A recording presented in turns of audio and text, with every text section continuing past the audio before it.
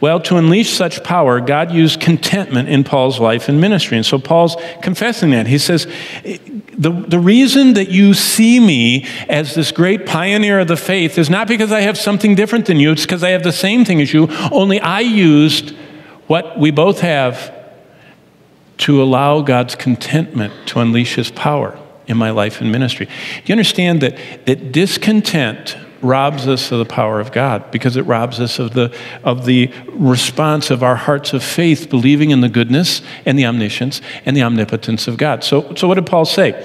Well, look at his simple points. He only has 4 of them. Verse 11, contentment permits me satisfaction with little. Contentment permits me to be satisfied when I have little. What do you mean by that? Well, look at verse 11. I don't speak in regard to need. Well, where are you speaking from, Paul? Well, do you know what this is called? This is one of the 4 prison epistles. Paul is a prisoner. He has some type of shackles on his hands and on his feet. He is between Roman legionnaires. They're guarding him. He's awaiting trial. He is in prison.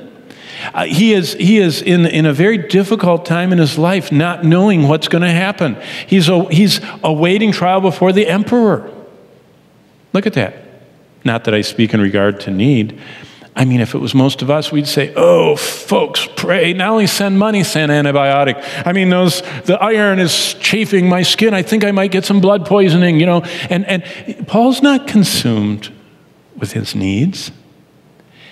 Contentment permits me satisfaction with little. That's what Paul tells us. He says, right now I don't have anything but the clothes on my back. I'm a prisoner. I'm satisfied. Contentment permits me satisfaction with little. Now let me ask you, do a little blood test. What's the contentment level? Are you satisfied with little? Or is your little a constant motivation making you sacrifice for more? If it's in material things, that's wrong.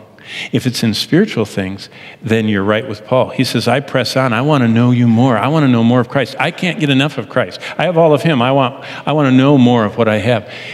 That discontentment of longing to have more of Christ is one thing, not for more material things. That is a discontentment that he's saying is sapping your power. Look at verse 12. Here's the second one.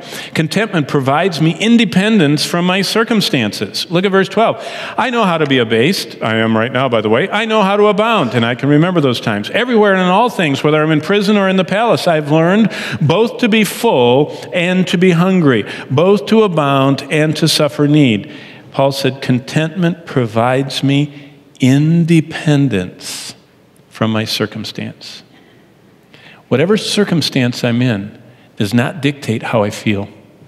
He says, I'm independent. My feelings, my emotions, my desires are connected to Christ, not to my current state. That's why many believers just go from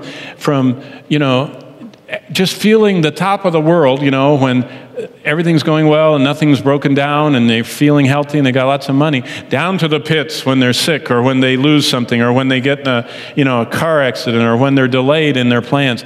And it's just like this, emotional like this. And Paul says, no. He says, contentment has allowed me independence from my circumstances. And that's a great lesson to learn.